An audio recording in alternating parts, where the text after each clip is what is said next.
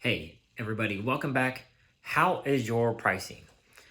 Are you pricing in a way where you're just taking a abstract number or even a number from how much your products cost and coming up with your price and trying to work with it through there? Or would you rather take a more systematic approach that is probably going to make you more money and feel more confident in your pricing?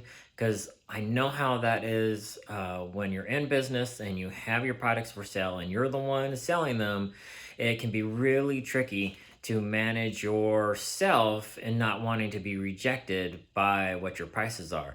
But when you have a solid foundation of what your products are based on your customers, you're going to have success so much better in the sales room than if you just kind of pull a number and say, okay, hey, my product cost this much. Let me multiply it by three and I'll run with that. It really has a lot more to do with your customer. So what we want to do here is we want to kind of retro build from your customer to your product. And in this case, let's go back. And if we're a part of this series, we've talked about visualizing who your customer is. When you see them, what are they doing?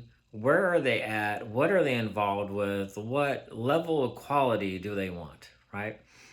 If we think of Apple and uh, what usually comes to mind for people, even though Apple products are everywhere, you usually kind of think of that like hipster person, right? It's like listening to music, skating around, whatever the case is, just this bebopping through life kind of go with the flow thing.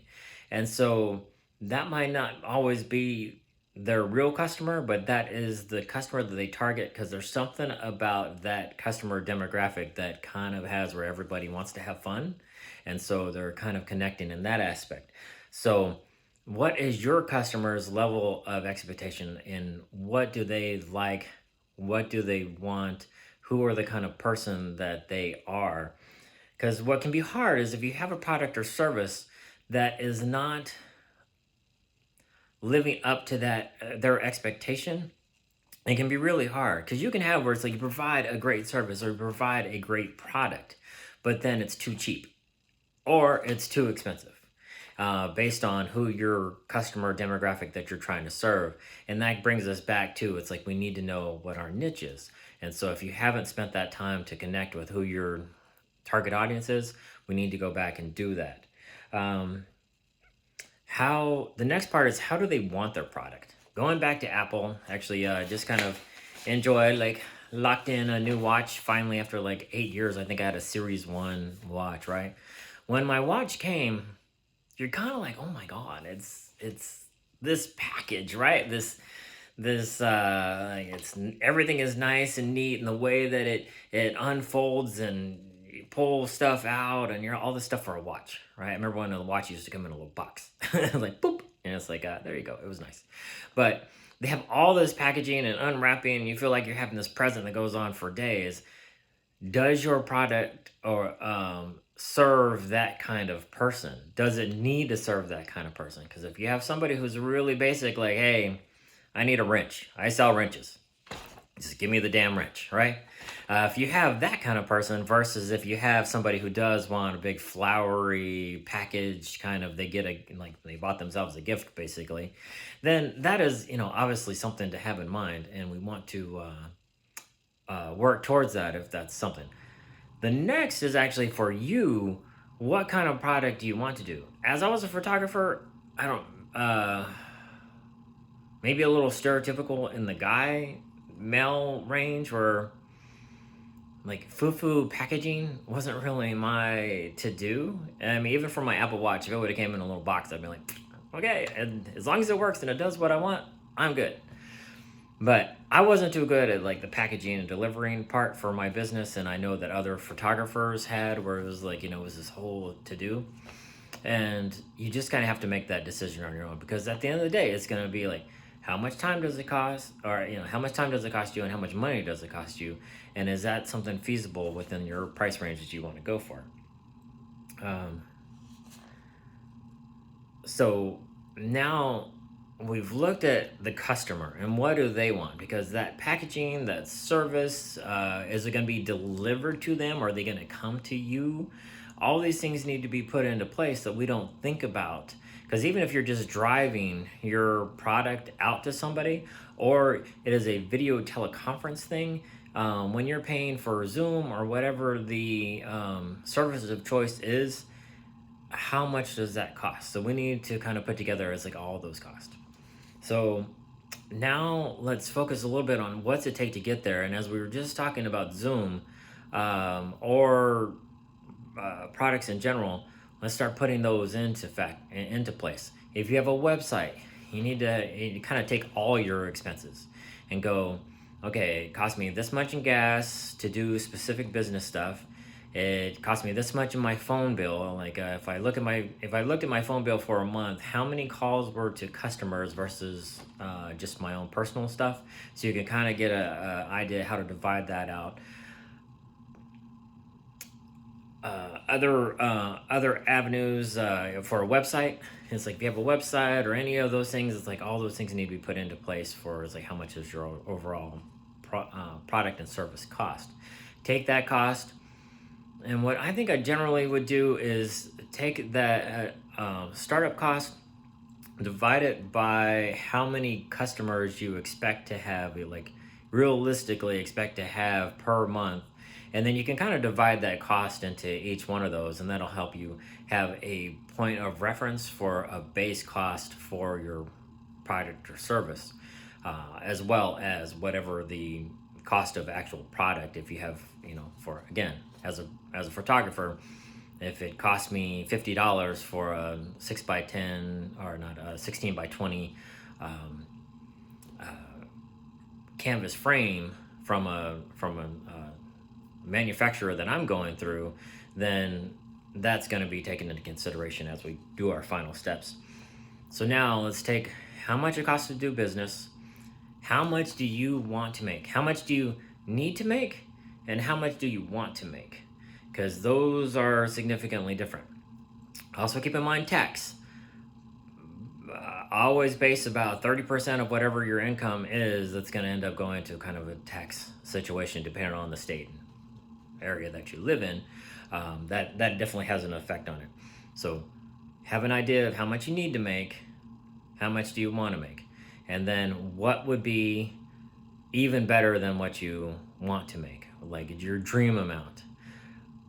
We're going to keep it as a dream amount, so that way at the end of the year we don't get frustrated if we don't hit that mark, but keep it to a point where you go, okay, hey, this is what would be great to make. It's back to that, shoot for the stars, but if you hit the moon, that's a good thing too, right? You made it out of the atmosphere, life is good. Take those numbers and then add 20% to each one of those. That's going to help you understand how much money you'll need to make, want to make, and dream to make, so that you can have some realistic expectations. And then the last one is I'll put this over here. It's like meditate on your pricing. When you are sitting down and you're meditating, spend about a day a week that in your meditation you spend 5 to 10 minutes being in the future. Being in the future where you are handing over your product, or you're finishing a call or whatever the service is with somebody, and you are connecting with, it went well, right? They have bought your product and they have utilized your service, and what does that mean to them? Like for me, in my meditation, I am contacting somebody in my tribe, and I have worked with them for their business getting better. And as we get done with the call, because I just had a call about an hour ago with one of my clients, and it was really amazing to walk her through, hey, these are the steps for this realtor business that you want to do. This is education that you're going to need to know. These are the contacts you're going to need to know. This is the personal information that you are going to want to know, so you can start being a realtor. And I could feel the energy from her that she felt, where it's like, okay, I'm not trying to be a realtor, or like I'm not trying to in the future be a realtor. I am being a realtor right now because this is what I want. This is what I'm learning. This is where I'm putting my focus. So I am being a realtor by doing these things. And by doing those things, a big thing that she is struggling with was uh, rejection and anxiety. And the interesting part is you can fight those rejection and anxiety by being what you're trying to be. Whatever profession that you are trying to be, if you are in those, walking in those shoes, that imposter syndrome will go away and you'll just be what you want to be. Um, so in your meditation, go to that endpoint. Go to where you've hung up on the phone, or you finished a service, or you delivered a product, and you see those people happy. In this client's desire to be a realtor, I have her where she is going to be doing meditations where at the end she is handing over a key and a deed to somebody's house. And when she's seeing that in the future, it means there's been no rejection, there's been no problems with this service, and she has done her job. And now these people are going to start a new life in this new house, and you can meditate on that. Maybe they'll have kids there, they'll raise kids there, they'll have friends over, they'll make wonderful meals, they'll have holidays there, there'll be Christmas trees, there will be Easter baskets, Hanukkah menorahs. It's like, I'm not Jewish. And it's like, but I want to appreciate everybody's religious beliefs, you know? And it's like, so whatever it is that is important to them is going to happen in that house. And she gets to be a part of that. She gets to be the first stepping stone to them having that amazing existence. And that helps so much from your connection with your clients. And it'll help you because a lot of times when it comes to sales, especially if you're going to be in a sales position, you have where you're like, oh, I'm thinking about the money and what about the money and all that kind of stuff. But if you were thinking about the service that you are providing and that you are helping people, you won't have a problem with doing the sales part because it's just a natural flow. The same as when they called you and you saying hi to you saying bye, everything in the middle, if you've lined it up just right, it just kind of fits. So I want to leave you with that. I hope your business is doing well. If you have any questions, you need anything, it's like look in the doobly-doo. I have a link down there for you for it's like how to work with me if you are having some struggles in there. Usually 15 to 20 minutes of a free consultation, we can kind of get you back on track, and it's like figure out a plan for you to move your business forward, and I'd love to take care of that for you. Otherwise, like and subscribe so we can do all that YouTube stuff. All right, hey, thank you so much, and I hope you have a great day.